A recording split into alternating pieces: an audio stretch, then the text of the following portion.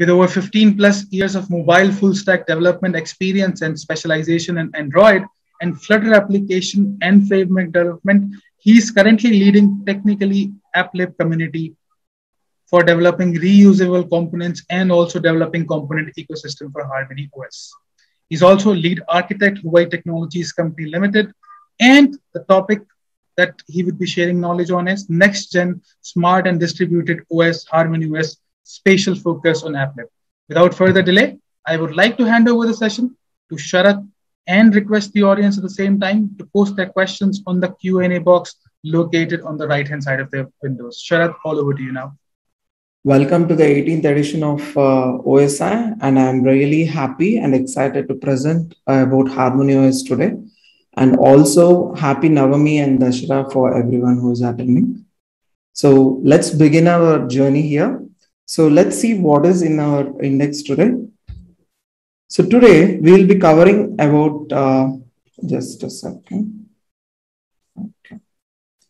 Today we'll be covering about the introduction for Harmony OS, some of the use cases and how developers can enjoy developing in applications in Harmony OS, and introduction to a community, that is application library engineering group. In short, we call it as AppLib group, and the opportunities that are available in our community.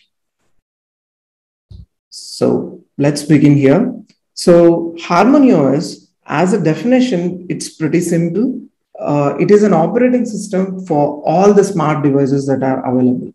As a tagline, you can see one as all and all as one. Today, we will be also seeing why it is called one as all and all as one. So before going and understanding about Harmony OS, let's just take a step back and see, is there really a need for an operating system? And if so, what are those? So one of the main trends that we are seeing right now is the emerge of IoT devices and the saturation of smartphone devices. So this is one of the key area where a requirement of a OS which collaborates and harmoniously talks to all these smart devices is a need. Another important part is the fragmentation of operating systems that are there, where we see based on the device forms, here it can be a mobile phone, tablet or smartwatch, the type of OSs or the different vendors who are supplying these operating systems are different.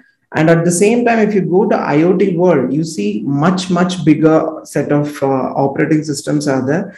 And there is no way of collaborating across each other. So the need for collaboration, harmonious discover is more important here.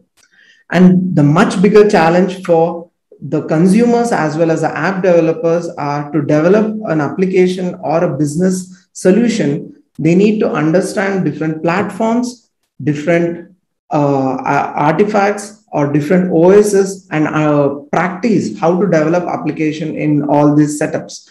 So based on all these things, we have a new operating system which can help in sustaining all these requirements that are available right now. So let's see some more challenges that are there in the traditional approach that we are seeing now. So in what are the challenges that usually has in the applications that we have or the smart devices that we are using?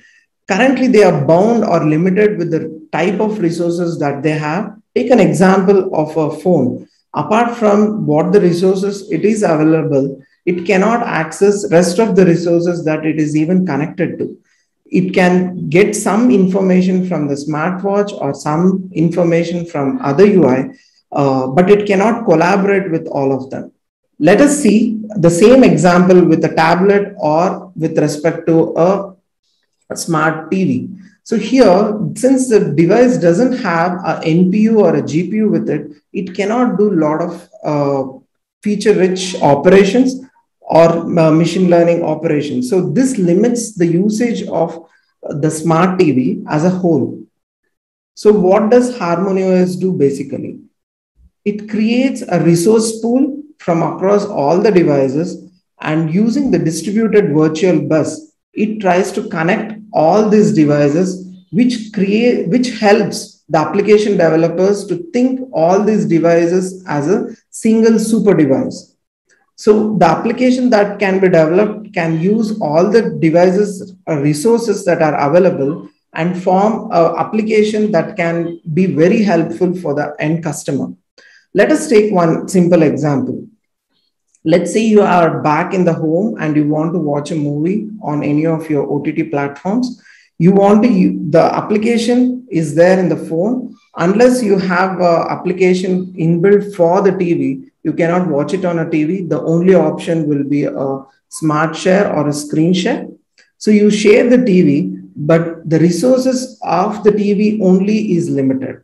So what is the meaning of that? So the resources, when I say here, you cannot have extended audio. Whatever audio is connected to the TV, that is the only thing that you can use.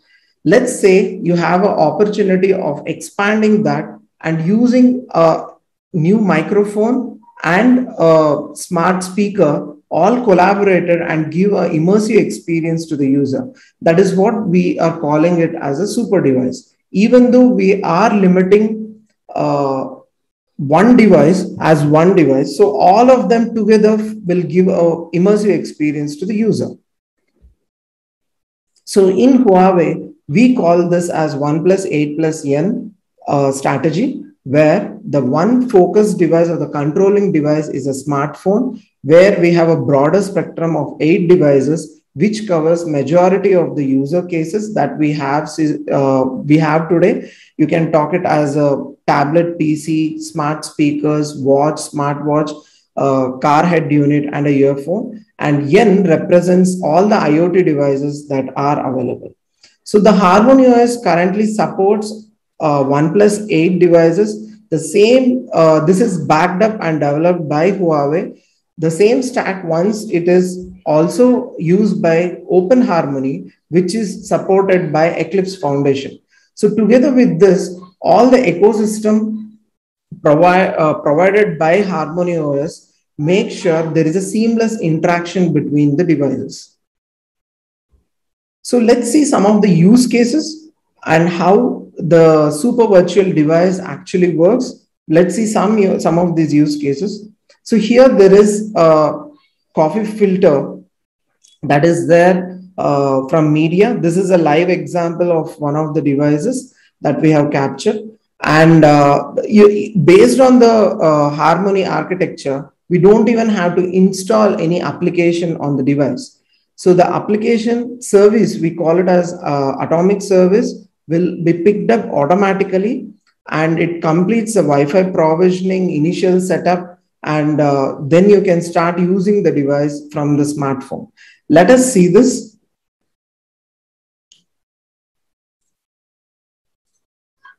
So here on the One Touch, you can see the NFC interaction is happening, where the device, the smartphone is connected just now, and it is trying to show all the features of the coffee.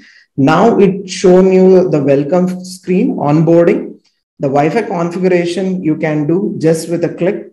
And then you can start provisioning the device where exactly it is there. And now you can start using the device as it is. So this is the speed in which how you can communicate with a new device that is certified with HarmonyOS. Any new device that are in the market can get certified with Harmony. And this kind of install free application behavior can be there across all the devices. These devices can go up to any of your smart devices, your oven, smart filters, your AC, and much more. Let's see much more examples here to understand more. So here there is an example where you can see you are playing a car game, racing game, where you can transfer the entire screen to a smart TV, and the controls can hand over on a phone.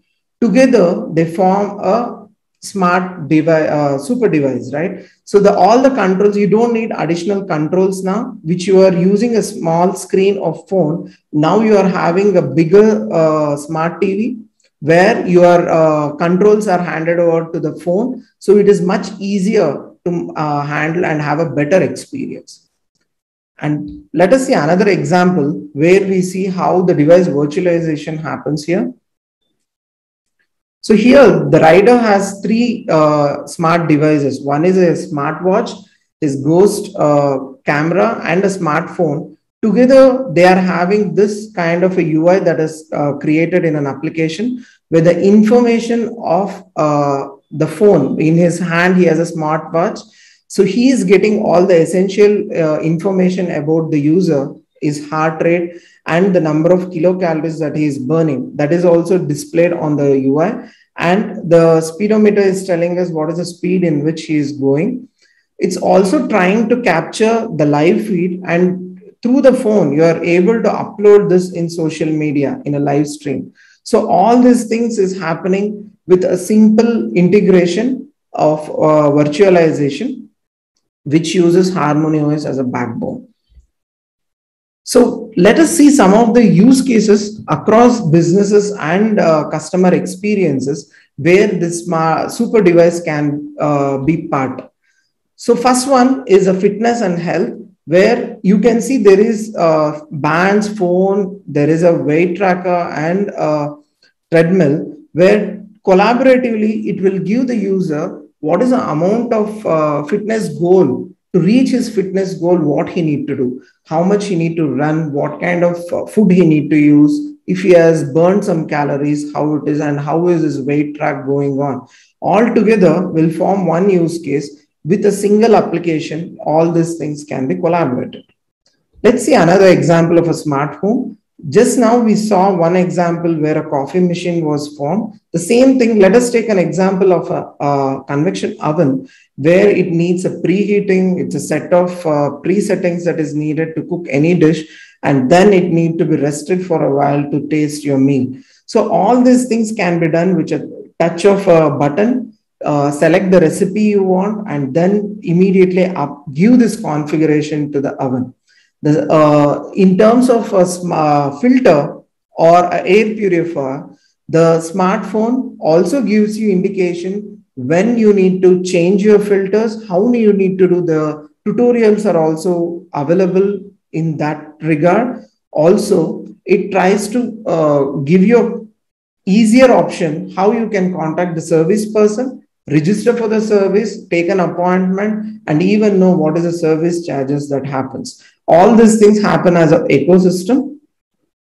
Here, right now, you can think any of your filters or air purifiers. Once it goes, you need to install their own app, call the customer service, book an appointment, understand the expenses, and then do all those things. All these can be achieved with a simple application here. These applications, as I said, are not installed. It is based on the service and what the device you have. The corresponding UI will be launched and the experience will be same across all the devices. Now, in terms of entertainment, we saw two examples where the user was using it to display it and stream it when he was riding a bicycle. We also discussed one more thing where when you have to watch a movie, how you can screen it to a bigger screen, and the same information, how you can cast it to the smart speakers, how you can integrate with a microphone and have a collaborative experience. So all these things for an end user, all this together forms a single device. So he has all the control. The control is basically in a smartphone. So he can control all these devices and yet get a single experience.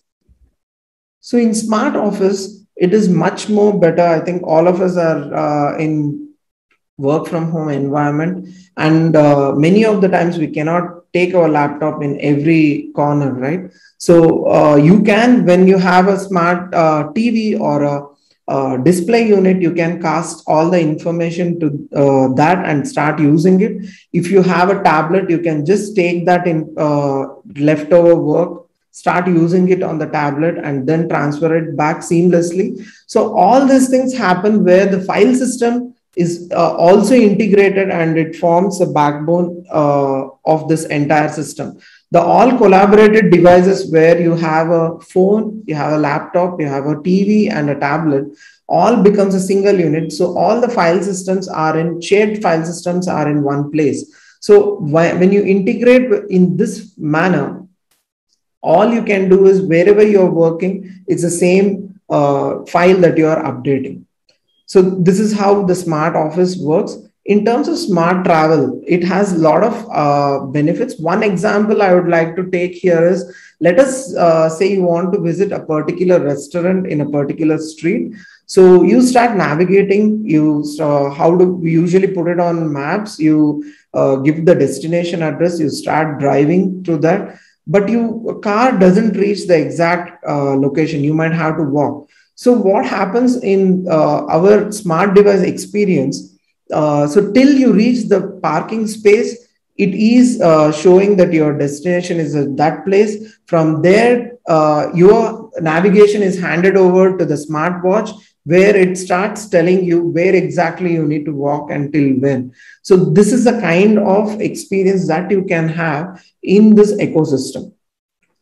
Down, you can see the technology that is used for that, where we already saw how the hardware virtualization was done with the help of distributed virtual bus. All this communication happens where all these devices are connected and forms an internal network, which is private to all these devices, where we also saw in smart office how the distributed data management helps us integrate the same information across the devices. In terms of task scheduling, since it is a multi-device collaborated environment, we need to also see which task is given more priority based on the use case that is running there. And it has an application framework which helps in building all these applications for all these super devices.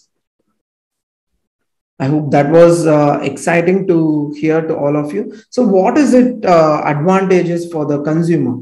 For the consumer, it has a single experience across all the devices. Whether he uses a tablet or a PC or a phone, he experiences similar kind of a UI, similar kind of a navigation, similar kind of experience. And all these devices, since these are connected easily, he can have a much better experience with this. For developer, with one native application, he can support all these devices.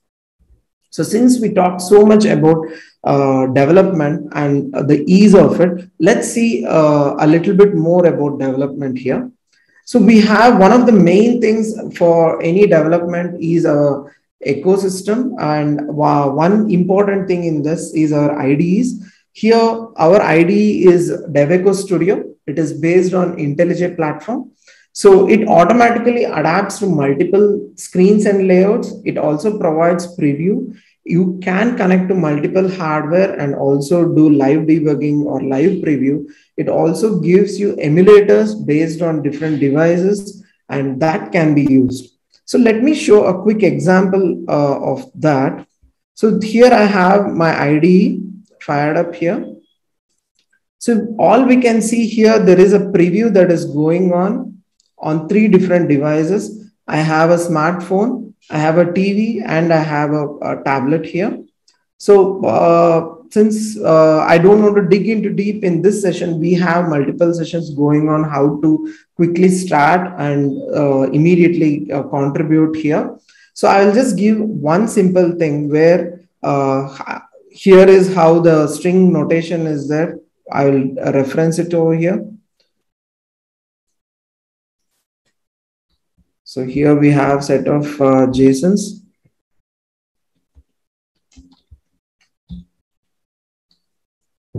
So you guys can see on the right hand side, on click of it, there is a preview of all those things. We can see how in each of the devices this will be displayed. So this is one of the simple things. We also have emulators for different device type, and we have emulation for super device as well, which helps in imagining how a device will work. Super device will also help. Let me give another example over here. Suppose you're watching a streaming OTT platform. We was talking about a video, right? New movie. Let's see, we were watching on a phone. You don't have to, once you cast it, it automatically starts playing on the device from the space where you were actually seeing it. Here, one important thing is you are not actually trying to connect to the cloud, where usually we have an app which registers all this information and then plays. It is the device platform that is helping without interacting with the cloud from where you need to start playing it. So here we can see much more information about the IDE, where it helps in unified environment for multiple devices. There are multiple language code that helps in developing in Java, in JS. There is a Visual JS which helps. It's developing application is as easy as drag and drop here. There you can also develop native application in C, C++. You can do quick development. Atomic services can be built. Here, when I talk about featureability and particulability, in the terminology of HarmonyOS, featureability are UI-based applications, and particulability are service or data-based applications that doesn't have a UI. So we also seen already how the distributed multi-device app development happens, and we have multi-device emulators and the preview which I showcased a little while before. So what are the advantages for the application developer? So the developer need not actually think about what kind of hardware I need to develop, what are the things I need to take care of, how I need to develop. At the same time, he has got vast amount of programming language support where he can develop applications, and a rich set of UI suite where he can develop application. And for the device manufacturers, with the help of the OS and its ecosystem, they can reduce the time to market, reduce the cost, and also the huge community in the market that helps in collaborating with this ecosystem. So right now we can think, many of you might have not heard of HarmonyOS or just heard and not knowing much. We are already having 100 million devices which is having HarmonyOS in it, whereas 1.3 million developers are already working. There are 1,700 hardware partners and 400 plus application and service partners together, making this Harmony ecosystem a big one. So with this, I will end the introduction to HarmonyOS, and I will like to tell about the community with which we are presenting here. So Application Engineering Library Group, the main vision of this community is to provide an innovative open platform to build reusable components and reduce the effort of application and library development on multiple platforms. So the mission is to build as many reusable components which are either private now, or the source is not available, or very costlier affair with some of the features are not directly available as open source.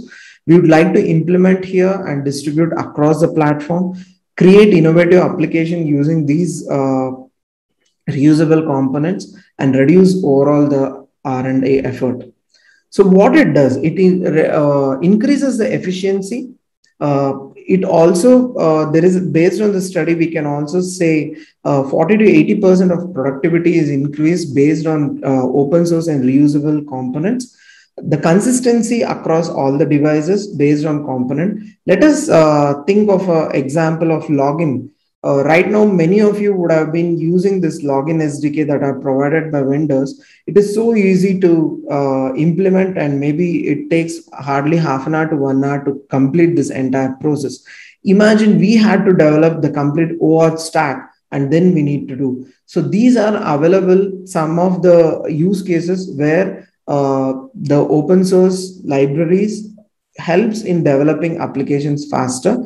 These are field proven code and consistently will be improved over the time, and the ease of testing and bringing these things to market will be much faster. So this is one of the report from Linux Foundation, where we can see the amount of code that has been contributed, and the projection also available in the next couple of years, how it is done for the open source and how reusable components are there. So based on the space, we can see a lot of contributions are not available in the open reusable components. So this community is striving to build all these components.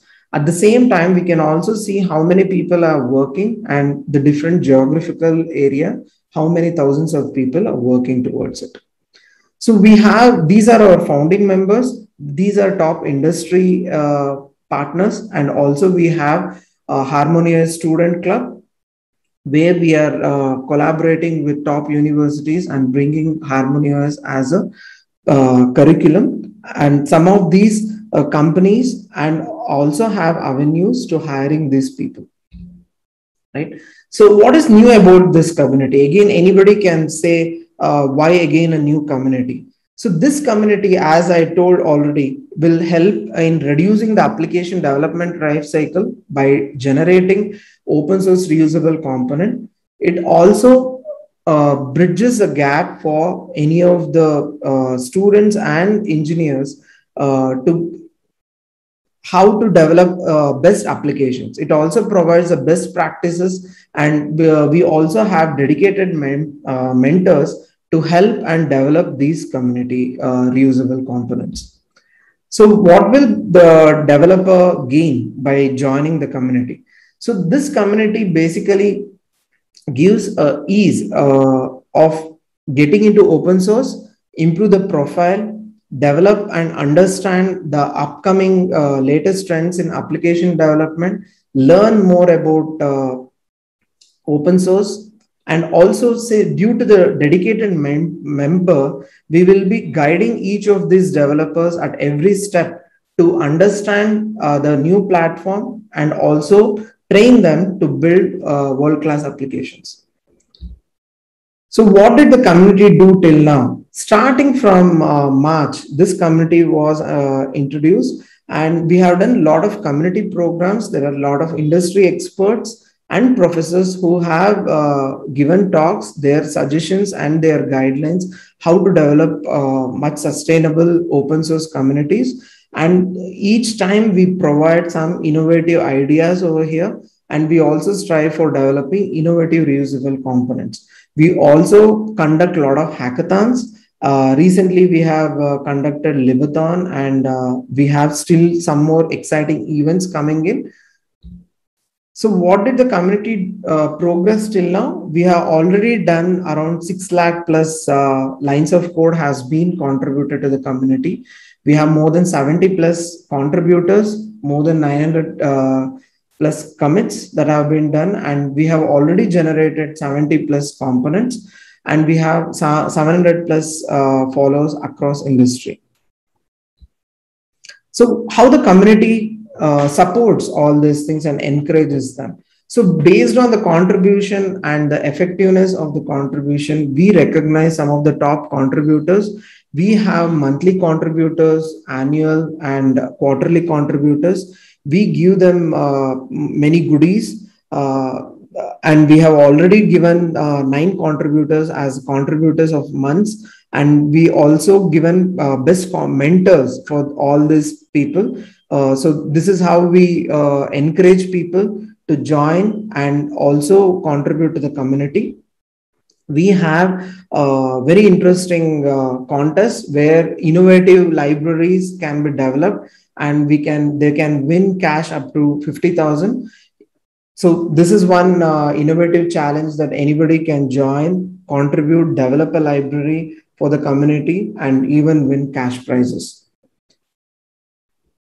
So with that, I would like to end my talk, but I would like to highlight here, this is some of the links where we have our OS link, where we can see our developer link. At the top, we have our OSI link. Do visit that and see what are the goodies that are under offer. We have our GitHub page and our community channel in Discord, where you can log in and start discussing with us. Thank you. Thank you for the time and opportunity. Now, if there are any queries, I would like to take. Thank you, Sharat. That was a wonderful, wonderful session. Thanks for introducing us to Harmony OS and what all you have achieved in terms of community, codes, and commitments. The first question that's coming up is, does low latency and high throughput leads to low performance systems? Definitely, low latency and what you said is definitely leads to performance. So we have a multimedia framework that has been working closely to improve this latency and improve the performance, reduce the latency and improve the performance. A lot of times, the next question is, a lot of times it becomes difficult to keep the API changes and the corresponding documentation in sync. What solution, or is there a solution that you can tell to fellow developers? I think forward thinking and assuming all the use cases upfront is one of the key. Where here in HarmonyOS also, when we started designing the APIs, we thought of all the use cases that we could see with 1 plus 8 plus n and how we can reduce this API changes. And definitely documentation is one important thing where we can make sure this will impact as less as possible. Perfect. What markets should developers keep in consideration while developing for Harmony OS? I think that's a big question actually.